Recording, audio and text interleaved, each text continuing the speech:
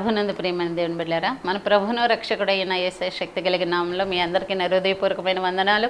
రండి ప్రార్థనతో వాక్యంలోనికి వెళదాం. హల్లెలూయా, హల్లెలూయా, హల్లెలూయా, హల్లెలూయా, హల్లెలూయా, హల్లెలూయా.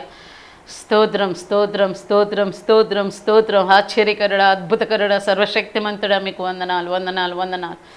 దైవమా మీకే స్తోత్రాలయ్యా. నీ మాటల కోసం నాయన మేము వేచి అన్నాం ప్రభువానికి వందనాలు అయ్యా. నీ మాటలు విన్న ప్రతి ఒక్కరూ కూడా నాయన ఎంతగానో దీవించబడి ఆశీర్వదించి విడుదల పొంది ఉన్నారు. అదే రీతిగా నాయన నీ మాటల కోసం వేచి ఉన్న ప్రతి ఒక్కరిని నీ బలిష్టమైన హస్తాలతో ఎత్తిపట్టి నాయన ప్రతి వారికి కూడా నీ ఆత్మీయమైన ఆహారాన్ని అనుగ్రహించమని, మాకు కూడా తోడుగా ఉండి మాతో మాట్లాడి మహిమ పొందమని మా రక్షకుడయ్యున్న యేసయ్య నామములో అడిగి వేడుకొని ప్రార్థిస్తున్నాము తండ్రి, ఆమేన్. హల్లెలూయా. ఈరోజు నన్ను వర్తమానం దైవజనుడైన మోషే మృతి పొందక మునుపు అతడు ఇశ్రాయేలీలను దీవించిన విధం. దేవునికి స్తోత్రం. ఇది ద్వితీయోపదేశ కాండము 33వ అధ్యాయంని మనం చూద్దాం. అయితే ఇశ్రాయేలీల 12 గోత్ర ప్రజల్ని ఈ యొక్క మోషే చనిపోకముందు ఈ యొక్క ఇశ్రాయేల్ ప్రజలు ఐగుప్తులో నుండి తీసుకుని వచ్చిన ఆ ప్రజలందరినీ కూడానట మోషే ఆ ఒక్కొక్క వంశావళిని పిలిచి అందరినీ కూడా ఆశీర్వదించాడట. అలాగనే బైబిల్ ఇంకొక వ్యక్తి కూడా ఆశీర్వదించాడు. ఎవరు చెప్పండి? యాకోబు తన 12 మంది పిల్లల్ని కూడా పిలిచి దేవుని సన్నిధిలో వారిని యాకోబు ఆశీర్వదించాడు. ఇంచుమించు అదే ఆశీర్వాదాలు ఇంకొంచెం ప్రొవైడ్ చేస్తూ ఆ వ్యక్తి వేరు. ఎవరు? యాకోబు తన బిడ్డలను ఆశీర్వదించాడు. ఎవరైనా తన పిల్లలు చాలా ఉన్నతమైన స్థితిలో ఉండాలని ప్రతి ఒక్క తండ్రి యొక్క ఉద్దేశం. అయితే ఆ తండ్రి యొక్క ఉద్దేశాలను అనుసరించి ఇక్కడ దేవుడు ఇశ్రాయేల్ ప్రజలకి నిజంగా తండ్రి కాబట్టి, ఈ మానవాళి ప్రతి ఒక్క మనిషికి కూడా ఆయనే తండ్రి కాబట్టి, ఆయన ఈ సమయంలో మోషే ఒక ప్రవక్తలాగా, ఒక నాయకుడిలాగా ఏర్పాటు చేసుకున్న దేవుడు ఈ మోషే ద్వారా కూడా తన ప్రజలను ఎంతో చక్కగా ఆశీర్వదించాడు. తండ్రి ఏ విధమైన ప్రణాళికలతో ఏ విధమైన విధానంలో బ్లెస్ చేశాడో అలాగే ఈ యొక్క 12 మంది వంశావళిని కూడా మోషే అంతకన్నా గొప్పగా ఆశీర్వదించాడు. దేవునికి మహిమ కలుగునగాక.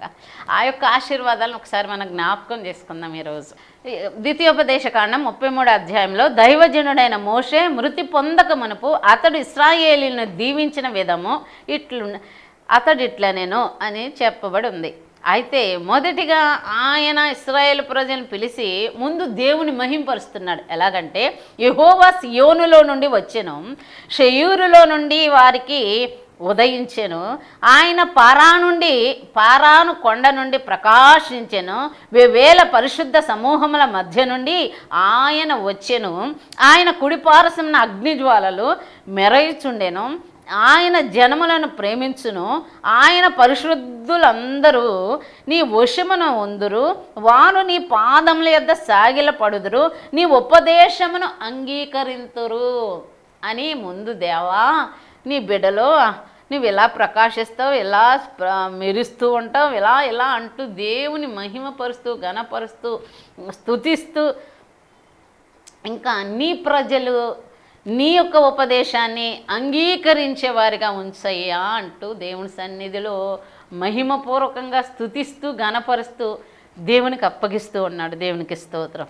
అయితే మొదటిగా మోషే వీళ్ళని చూస్తే కనుక ఇశ్రాయేలు గోత్రికులని అందరినీ కూడా పిలిచి ఒక్కొక్కరిని కూడా ఆశీర్వదిస్తున్నాడు. అలా ఆశీర్వాదంలో మొదటగా రూబేను చూసి అంటాడు, రూబేను బ్రతికి సావక ఎందువు కాక అతని వారు లెక్కింపలేనంత మంది అవుతారు అంటున్నాడు. నీవు జనసంఖ్యగా చూస్తే విస్తారమైన జనాంగంగా మీరు విస్తరిస్తారయ్యా రూబేను అంటూ రూబేను ఆశీర్వదించాడు. యోధాను గురించి అయితే అంటున్నాడు, యోధా మనవి విని యోధా మనవి విని అతని ప్రజల యొద్దకు అతన్ని చేర్చును, యోధా బాహుబలం అతనికి చాలునట్లుగా చేసి అతని శత్రువులకు విరోధంగా నీవు అతనికి సహాయం చేస్తావు. యోధా నీవు నీ ప్రజల యొద్దకు నువ్వు ఎక్కడెక్కడెక్కడ తప్పిపోయినా కానీ తిరిగి నీ ప్రజల యొద్దకు వస్తావు. అలా రావటమే కాదు, ఎక్కడైతే నీ శత్రువులు ఉంటారో, ఎక్కడైతే నేను బాధ పెట్టాలనుకుంటారో అట్టి వారందరి విషయాల్లో కూడా నేను నీకు సహాయం చేసి శత్రువుల మీద నీకు విజయాన్ని ఇచ్చి నేను నిన్ను కాపాడుతానయ్యా అని యోధాతుకి ఆశీర్వదించాడు దేవుడు. ఇంకా లేవి దగ్గరకు వస్తే, నీ తుమ్మీము నీ ఉరీము నీ భక్తునికి కలవు, మస్సాలో నీవు అతన్ని పరిశోధించితివయ్యా అని చెప్తున్నాడు కదా. తుమ్మీము ఉరీము అనేవి ఒక వజ్రాలు, ఒక ప్రకాశించే రాళ్ళకు సాదృశ్యాలు. అవి ఏపోదుకు పెట్టబడి ఉంటాయి. ఆ ఏపోదును వారు ధరించుకుని దేవుని సన్నిధిలోకి వెళ్ళి ప్రభువా అని అడగంగానే అవును వారికి నేను సహాయం చేస్తాను, వెళ్ళండి యుద్ధానికి అని దేవుడు చెప్తూ ఉండేవాడు. లేదా ఇలా చేయండి అలా చేయండి అని దేవుడు వాళ్ళకి మంచి ఆలోచన విధానాన్ని వారికి అనుగ్రహించి వాళ్ళని నడిపించి ప్రతి పరిస్థితుల్లో వారికి విజయాన్ని ఇస్తూ ఉండేవాడు. అంతేకాకుండా ఈ యొక్క లేవీలు నేను చాలా పరీక్షిస్తాను నేను వాళ్ళని అని దేవుడు చెప్తూనే తన సహోదరులను లక్ష్య పెట్టలేదు, తన కుమారులను ఎంచలేదు అన్ను చెప్తూ ఆయన అంటాడు, యాకోబునకు నీ విధులను ఇశ్రాయేలీలకు నీ ధర్మశాస్త్రాన్ని నేర్పుదును నీ సన్నిధిని ధూపమును నీ బలిపీఠం మీద సర్వాంగ బలిని అర్పించెదరు. అవును కదా, లేవీలే కదా అసలు దేవునికి బలులు అర్పించటం, దేవునికి సర్వాంగ హోమాలను అర్పించటం ఇది మీ బాధ్యత, వీటిల్లో మీరు జరిగిస్తారని వాళ్ళని అన్ని విషయాల్లో చాలా పద్ధతిగా చాలా దేవుని యొక్క చిత్తంలో జరిగించమని వాళ్ళని దేవుడు బహుగా ఆశీర్వదించాడు. అంతేకాకుండా బెన్యామీన్ దగ్గరకు వచ్చేటప్పటికి బెన్యామీను గూర్చి ఇట్లనే, బెన్యామీను యెహోవాకు ప్రియుడు, ఆయన యొద్ద అతడు సురక్షితంగా నివసించును, దినమెల్లా ఆయన అతనికి ఆశ్రయమగును, ఆయన భుజముల మధ్య అతడు నివసించును. ఎంత గొప్ప వచనమో చూడండి. ఇక్కడ బెన్యామీను పుట్టినప్పుడు తల్లి అయిన రాహేలు చనిపోయింది. అయితే ఏ బెన్యామీను తల్లి అయిన రాహేలు మొదటగా యోసేపు పుట్టాడు, తర్వాత బెన్యామీను పుట్టాడు. అయితే ఈ యొక్క బెన్యామీను పుట్టిన తర్వాత యాకోబు ఏ భార్య కోసం ఎవరిని ప్రేమించాడో ఆ ప్రేమించిన ప్రేమకు రాలి కోసం 7 సంవత్సరాలు కొలువు చేస్తే మామ మోసగించి తన అక్కనిచ్చి వివాహం చేశాడు. మరలా 7 సంవత్సరాలు కొలువు చేసి పాలేరుగా ఉండి వాళ్ళ పశువులన్నీ మేపుతూ ఎండకు తడిసి వానకు తడిసి ఎండకి ఎండి తన జీవితం ఎంత ప్రయాసపడ్డాడో తన ప్రేమించిన భార్య కోసం. 14 సంవత్సరాలు ప్రయాసపడి తాను పొందుకుంటే ఆ భార్య కొన్ని సంవత్సరాల్లోనే 2 బిడ్డలకు తల్లి లాస్ట్లో ఈ బెన్యామీన్ కన్నప్పుడు తను చనిపోయింది. ఆ చనిపోయినప్పుడు బెన్యామీ అని పేరు పెట్టమంటే ఈ యొక్క యాకోబు బెన్యామీను అని పేరు పెట్టాడు. అలా బెన్యామీన్ అని పెట్టి యెహోవాకు ప్రియుడు అని పేరు పెట్టుకున్నాడట. అంటే యాకోబు తన భార్యని ఎంత ప్రేమించాడో ఆ ప్రేమ అంతా కూడా ఇక్కడ చిన్న కుమారుడైన బెన్యామీన్ మీదకి ఆ ప్రేమ అంతా కూడా ఏమంటుంది అటు ఆపాదించబడింది, అటు ట్రాన్స్ఫర్ అయిపోయింది. కాబట్టి ఈ బెన్యామీన్కి తల్లి లేదు, తల్లిలాగా ఉన్నవారు అనేక మంది ఉన్నారు. అయినప్పటికీ కూడా ఎంత పనుల్లో బిజీగా ఉన్నా కానీ యాకోబు చివరికి ఆ రాత్రి పడుకునే సమయానికి తన కుమారుని ఎత్తుకుని భుజాల మీద ఎత్తుకుని ఆడిస్తూ దేవుని స్తుతిస్తూ ఆ బెన్యామీని బట్టి దేవునికి అప్పగిస్తూ ఉండేవాడట. అయ్యా తల్లి లేని బిడ్డ, వీళ్ళందరూ ఎలా చూస్తారు, వీళ్ళంతా పెద్దవాళ్ళు చిన్నవాళ్ళని అనిచేస్తారు, చిన్నవాళ్ళని పట్టించుకోరు, కాబట్టి ఈ బిడ్డని నీవు ప్రియుడిగా చూసుకయ్యా అంటూ ఆయన యాకోబు ఏ విధంగా అయితే ఈ యొక్క బెన్యామీని తన భుజాల మీద ఎత్తుకుని ఆ దేవుని స్తుతిస్తూ గణపరుస్తూ దేవునికి అప్పగించుకుంటూ వచ్చాడో అదే ప్రేమ, దేవుని ప్రేమ ఎంత గొప్ప అంటే ఇది చదవంగానే నిజంగా నాకు చాలాసేపు ఏడ్చాను నేను. ఆయన ప్రేమ మన తల్లిదండ్రులు మన మీద ఎంత ప్రేమ చూపిస్తారో ఆ రీతిగా ఆయన ప్రేమ, తల్లిదండ్రుల యొక్క ప్రేమ ఎలా ఉందో అదే ప్రేమనము అలా దిగి వచ్చేసింది బెన్యామీన్ మీదకి. అట్లాగే మన మీద కూడా ఆయన అదే ప్రేమ చూపిస్తాడు కదా. అందుకనే తల్లిదండ్రులను సంతోషపెడితేనట ఆ యొక్క ఆశీర్వాదం తప్పకుండా దేవుని ప్రేమ కూడా ఆ బిడ్డల మీదకి అలాగే వచ్చేస్తుందట. కాబట్టి మాటలు వింటున్న మీరు ఎవరైనా సరే దేవుని దయను మీరు సంపాదించుకోవాలి అంటే తల్లిదండ్రులకి లోబడి తల్లిదండ్రులను ప్రేమించండి, తల్లిదండ్రుల యొక్క ప్రేమకు పాత్రులుగా ఉండండి. ఇక్కడ యాకోబు తన బెన్యామీనుని ఎంతగానో అయ్యో తన తల్లి లేదు, చిన్న బిడ్డ ఏమైపోతాడని రోజు కూడా ఎన్ని పనులున్నప్పటికీ కూడా ఆ పనులన్నీ ముగించుకుని మళ్ళా కొడుకు దగ్గరకు వచ్చి కొడుకుతో కాసేపు ఎత్తుకుని కాసేపు ఆ కుమారుడితో మాట్లాడి ఆ నిద్ర ముంచి కాసేపు కుమారుడితో గడిపిన తరువాతే తను నిద్రపోయేవాడట. అటువంటి ఈ యొక్క యాకోబు యొక్క జీవితంలో ఆ బెన్యామీని ఎంత ప్రేమించాడంటే, బెన్యామీను యెహోవాకు ప్రియుడు, ఆయన యొద్ద అతడు సురక్షితంగా నివసించును, దినమెల్లా ఆయన అతనికి ఆశ్రయమగును, ఆయన భుజముల మధ్య అతడు నివసించును. ఎవరి భుజాల మధ్య? రోజు తండ్రి ఏ విధంగా తన భుజాల మీద కొడుకును ఆడిస్తూ పాడుతూ స్తుతిస్తూ దేవునికి అప్పగిస్తూ దేవుని గణపరుస్తూ ఆ బిడ్డకు జోజు కొడుతూ నిద్రముంచాడు. అదే ప్రేమ ఇప్పుడు దేవుని యొక్క ప్రేమ కూడా ఆ బిడ్డ మీదకి అలా దిగి వచ్చింది. కాబట్టి ఇక్కడ అంటున్నాడు ఆయన భుజముల మధ్య అతడు నివసించును. ఏంటండి ఇది? దేవుని భుజాల మధ్యట ఈ బెన్యామీన్ నివసిస్తాడట. ఎంత ప్రేమ చూడండి. కాబట్టి బెన్యామీన్ చాలా బలవంతుడయ్యాడంట. ఇశ్రాయేల్ ప్రజలందరిలో కూడా బలాఢ్యులు ఎవరు అంటే బెన్యామీన్ సంతానమే, బెన్యామీన్ వంశమే. అంతేకాకుండా ఇశ్రాయేల్ ప్రజలకు మొట్టమొదటిగా రాజైన వ్యక్తి ఎవరు అంటే బెన్యామీను వంశంలో నుండి, బెన్యామీను గోత్రంలో నుండి వచ్చిన సౌలు రాజు. ఆ రీతిగా ఆ ప్రేమకు ఆ విధానంగా అందరికంటే చిన్నవాడు, అందరి మీద కూడా ఒక రాజ్య పరిపాలన చేయడానికి దేవుడు సౌలుని ఎన్నుకున్నాడు, ఈ బెన్యామీను గోత్రాన్ని ఎన్నుకున్నాడు. ఆ ప్రేమ ఎలా దిగొచ్చిందో చూడండి. వీళ్ళట దేవుని భుజాల మీద పెరుగుతాడట. ఇక్కడ చూడండి, ఆయన భుజముల మధ్య అతడు నివసించును. ఆయన ఎక్కడ నివసిస్తాడు? ఎప్పుడు కూడా దేవుడు ఎలా ఎత్తుకుంటాడట. పరమగీతాల్లో మనం చదువుతాం 8వ అధ్యాయంలో, ఆయన కుడి చేయి చూద్దాం ఒకసారి. ఇక్కడ ఉంటుంది, అతని ఎడమ చేయి నా తల కిందనున్నది, అతని కుడి చేయి నన్ను కౌగిలించుకున్నది. దేవునికి స్తోత్రం. ఇక్కడ బెన్యామీనునేమో దేవుని భుజాల మీద నివసిస్తున్నాడట కదా. చిన్నప్పుడు ఇదివరకు బస్సులు అయితే లేని పరిస్థితిలో ఎక్కువ దూరం నడిచి ఆ బస్సులు ఎక్కి వెళ్ళాల్సిన పరిస్థితిలో నాన్న వాళ్ళు మనల్ని భుజాల మీద ఎక్కించుకుని తీసుకెళ్తూ ఉండేవాళ్ళు. ఎత్తుకుని నిద్ర రానప్పుడు ఎత్తుకుని ఊపుతూ ఎంతో ప్రేమగా మన పిల్లలను కూడా మనం ఎంతగా పెంచుకుని భుజాల మధ్య పెంచుతూ ఉంటాం. దేవునికి స్తోత్రం. ఇక్కడ తల్లి లేని బిడ్డని దేవుడు తన భుజాల మధ్య మోస్తున్నాడట. తండ్రి లేని బిడ్డలకి ఆయనే తండ్రి అవుతున్నాడట. దేవునికి మహిమ కలుగునగాక. ఈ వాగ్దానాలు పట్టుకుని దేవుని సన్నిధిలో మనం ప్రార్థించినప్పుడు దేవుడు తప్పకుండా వారి కోసం దిగి వస్తాడు. ఇక్కడ తండ్రి ప్రతినిత్యము కూడా దినదినము కూడా బెన్యామీని దేవుడి చేతులకు అప్పగించాడు.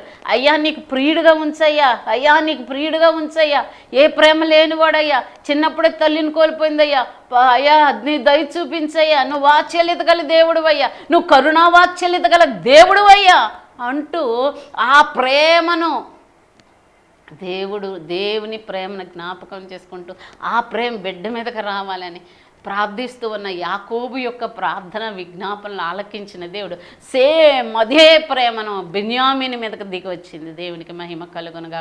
ఆ దేవునికి స్తోత్రం. అదే రీతిగా ఆ ప్రేమ కూడా మాకు కావాలయ్యా అని అడిగితే ఆయన మనల్ని కూడా ఎత్తుకునే దేవుడు, ఆయన మనం ఆ రీతిగా పెంచే దేవుడు. మన బిడ్డలు ఆయన చేతులకు అప్పగించడం నేర్చుకోవాలి.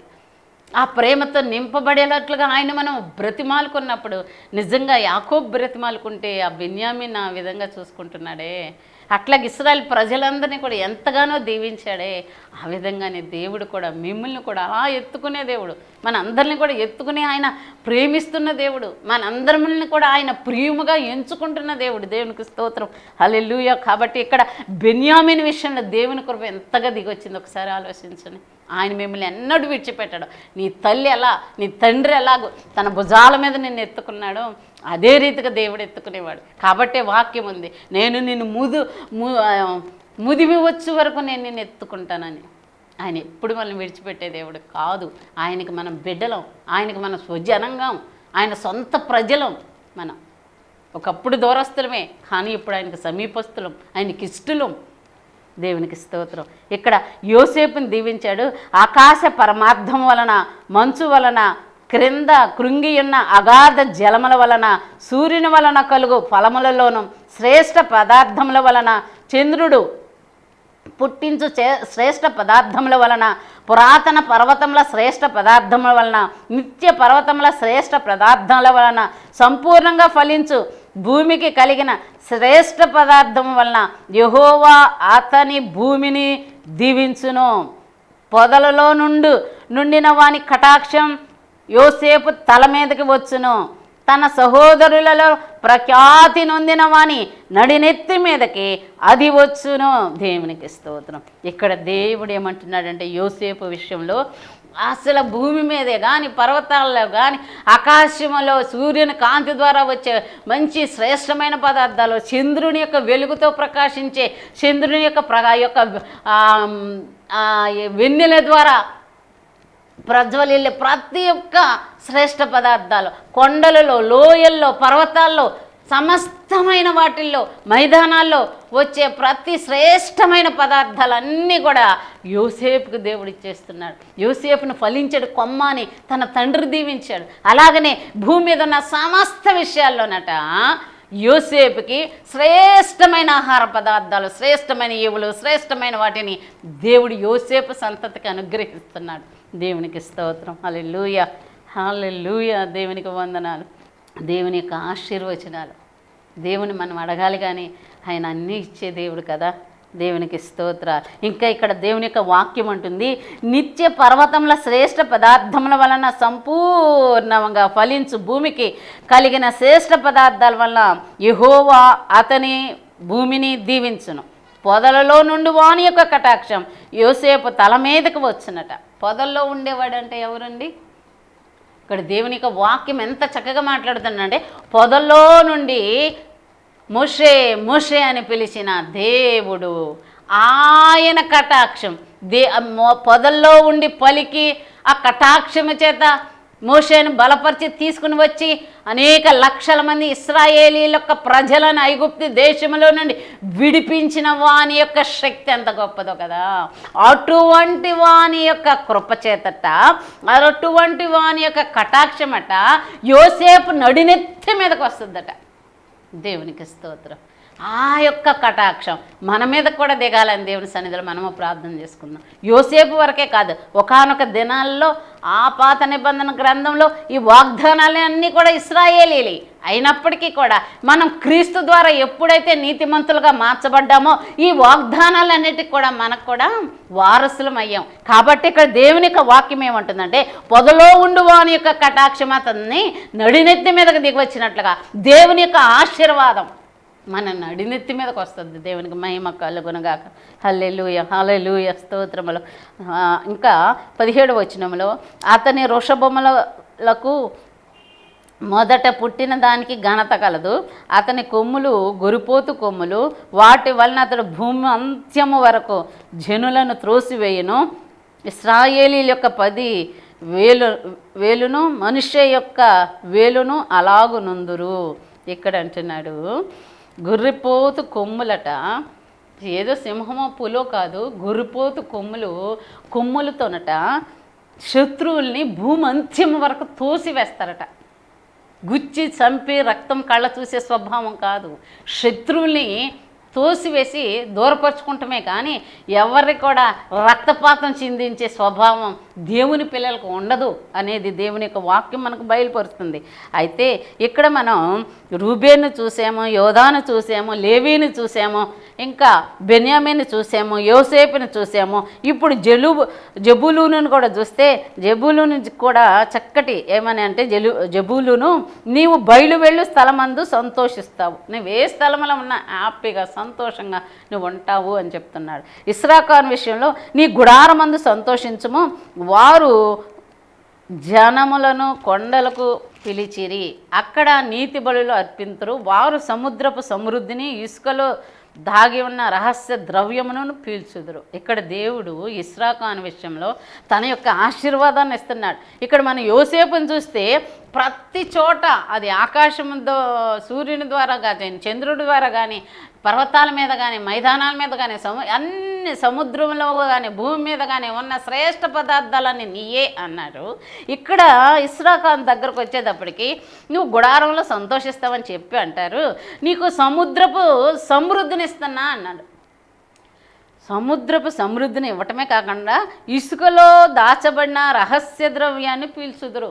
ఇస్రాకాను సంతానం తను చూసుకున్నప్పుడు, యోసేపుని చూసినప్పుడు ఏమంటాడు, చక్కటి మైదానం, పంటలు పండుతాయి, అన్నిట్లోనూ ఫలభరితం ఉంది, నాకేముంది, ఇసుక నేల, ఇసుకలో ఏముంటుంది, ఎడారి స్థలాలు నాకెందుకు, నన్ను అందరినీ బాగానే దీవించాడు దేవుడు, నాకేమో ఎడారి భూమిని ఇచ్చాడు, ఇసుకని ఇచ్చాడు, నా స్థితి ఏంటి ఇంత హీనంగా ఉంది అని దిగులు పడిపోయే స్వభావాలు మనకి కదా.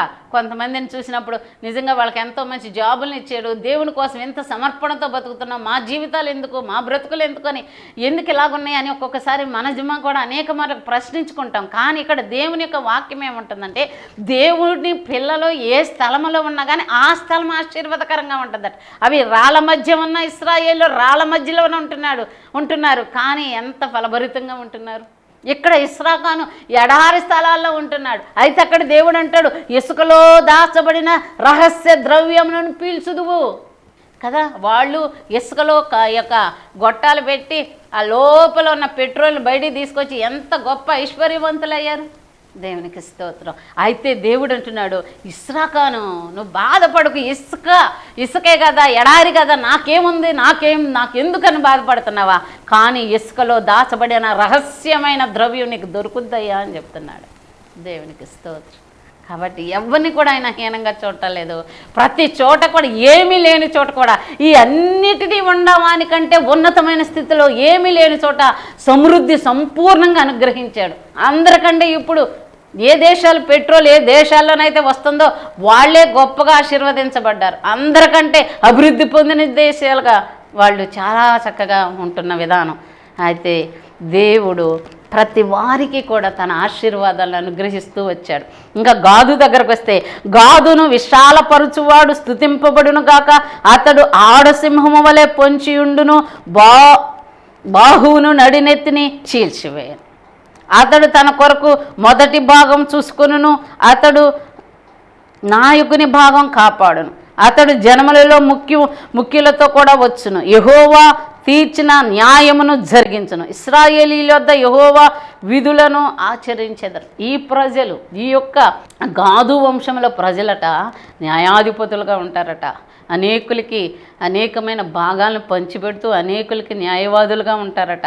అయితే దానును గూర్చి కూడా, అయితే దాను సింహపు పిల్ల, అది బాషా నుండి దుమికి దాటుద్దట. సింహపు పిల్లగా ధైర్యంగా సంతోషంగా ఉంటారట. నప్తలిని గూర్చి అయితే, కటాక్షమ చేత తృప్తి పొందిన నప్తలి, యెహోవా దీవెన చేత నువ్వు నింపబడిన నప్తలి, దక్షిణ దిక్కును స్వాధీనపరచుకో అని చెప్తున్నాడు. దక్షిణపు దిక్కున ఏ ఆశీర్వాదాలు ఉంటాయో అవన్నీ నీయే అని చెప్తూ ఉన్నాడు.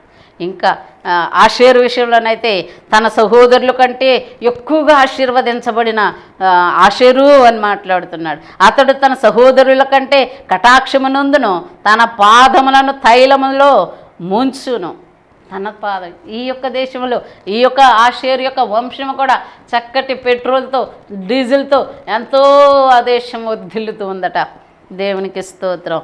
అయితే దేవుడు అంటున్నాడు, నీ పాదాలు తైలంతో నింపుతానంటున్నాడు, నీ కమ్మలు ఇనపవి ఎత్తడివి అంటూ దేవుడు అందరినీ కూడా దీవించి ఆశీర్వదించి ఇశ్రాయేలు ప్రజలందరినీ దేవుడు ఎంతగానో బ్లెస్ చేసి ఇక్కడ అంటున్నాడు 26వ వచనంలో 25 కూడా, నీ కమ్ములు ఇనుపవియు ఎత్తడివినై ఉండును, నీవు బ్రతుకు దినములలో నీకు విశ్రాంతి కలుగును. యెషూరు, దేవుని పోలినవాడు ఎవడునూ లేడు, ఆయన నీకు సహాయము చేయుటకు ఆకాశ వాహనుడై వచ్చును, మహోన్నతుడై మేఘవాహనుడగును, శాశ్వతుడైన దేవుడు నీకు నివాస స్థలము, నిత్యముగా నుండి బాహువులు నీ క్రింద నుండును, ఆయన నీ ఎదుట నుండి శత్రువులను వెళ్ళగొట్టి నశింపజేయను, ఇశ్రాయేలు నిర్భయంగా నివసించును, యాకోబు ఓట ప్రత్యేకింపబడును, అతడు ధాన్య ద్రాక్షారసముల గల దేశములో ఉండెను, అతనిపై ఆకాశపు మంచు కురియను. ఇశ్రాయేలు, నీ భాగ్యం ఎంత గొప్పది! యెహోవా రక్షించిన నిన్ను పోలిన వాడెవడు? ఆయన నీకు సహాయకరమైన కేడెము, నీకు ఔన్నత్యము కలిగించు ఖడ్గము. నీ శత్రువులు నీకు లోబడినట్లుగా వారు వేషం వేయుదురు. దేవునికి స్తోత్రం. హల్లెలూయా. కాబట్టి ప్రియమైన దేవుని బిడ్డ, ఇక్కడ ఇశ్రాయేలీయులట నిర్భయంగా నివసిస్తారట. యాకోబు ఓట ప్రత్యేకంగా కనబడద్దట. అంతే కదా, ఇశ్రాయేలీని ఇప్పటికీ కూడా వాళ్ళు ఎలా ప్రత్యేకంగా ప్రపంచమంతటిలో ప్రపంచమంతా దృష్టి ఇశ్రాయేలీల మీదే ఉంటుంది. వారిది చాలా చిన్న దేశమైనప్పటికీ వారు ప్రపంచాన్ని శాసించే విధానం. దేవునికి స్తోత్రం. హల్లెలూయా. కాబట్టి నా విశ్వాసం ఎంత, నేనెంత, నా భక్తి ఎంత అని కుంగిపోవాల్సిన అవసరం లేదు. కానీ దేవుని యొక్క వాక్యం ఏమంటుందంటే ఆయనను బట్టి బలం తెచ్చుకోమంటుంది. ఆయనే మన ఆధారమై ఉన్నాడు. కాబట్టి నీవు ప్రత్యేకం. ఇశ్రాయేలు ప్రపంచంలో, లోకమంతట్లో, ప్రపంచంలో ఇశ్రాయేలు ఎలా ప్రత్యేకంగా ఉన్నాడో ఇప్పుడు సమస్తమైన లోకములో దేవుని పిల్లలమైన క్రైస్తవులమైన మనము ప్రత్యేకమైన ఓటగా ఉండాలి అనేది దేవుని యొక్క ప్రణాళిక. కాబట్టి ఎవరైతే ప్రత్యేకతను కలిగి ఉంటారో వారి జీవితంలో దేవుడు అంటాడు, ఓ ఇశ్రాయేలు, ఓ క్రైస్తవుడా, నీ భాగ్యం ఎంత గొప్పది! యెహోవా రక్షించిన నిన్ను పోలిన వాడెవడు? ఆయన నీకు సహాయకరమైన కేడెము, నీకు ఔన్నత్యాన్ని కలిగించే అద్భుతమైన ఖడ్గము కదా. దేవునికి స్తోత్రం. దేవుడు తన బిడ్డలను ఖడ్గంగా చూసే దేవుడు. శత్రువుల్ని హతమార్చడానికి ఆయనే ఖడ్గంగా దిగి వచ్చే దేవుడు. దేవునికి మహిమ కలుగునుగాక. దేవుడు తన పిల్లల్ని ఎవ్వరిని కూడా చిన్నచూపు చూసే దేవుడు కాదు. ఒకవేళ మా స్థితి ఇలా ఉంది అని మనం భయపడుతున్నా, బాధపడుతున్నా, ప్రతి పరిస్థితుల్లో కూడా ఆయన ప్రత్యేకించబడిన ఓట మీరు అంటూ ఆయన ప్రేమతో మన దగ్గరకు వచ్చి ఏ విధంగా బెన్యామీన్ని తన భుజాల మీద ఉంచుకుని ఆశీర్వదించాడో అదే రీతిగా మనల్ని కూడా అలాంటి ప్రేమకు పాత్రులుగా ఆయన చేసుకుంటాడు. కాబట్టి ఆయనని మనం సంతోషపెడదాం, ఆయన పక్షంగా మనం ఉందాం, ఆయన మన పక్షంగా ఉంటాడు. ఆయన తట్టు తిరుగుదాం, ఆయన మన తట్టు తిరుగుతాడు. ఆయన యందు మనం ఆనందిద్దాం. ఆయన మనల్ని నిన్ను పోలిన వాడు ఎవడన్నట్లుగా దేవుడు తన యొక్క బాహు నుంచి మనకు అన్నిటిలో కూడా ఘన విజయాలు అనుగ్రహిస్తాడు. తండ్రి తన మాటలు దీవించిన గాక. రండి ప్రార్థన చేసుకుందాం.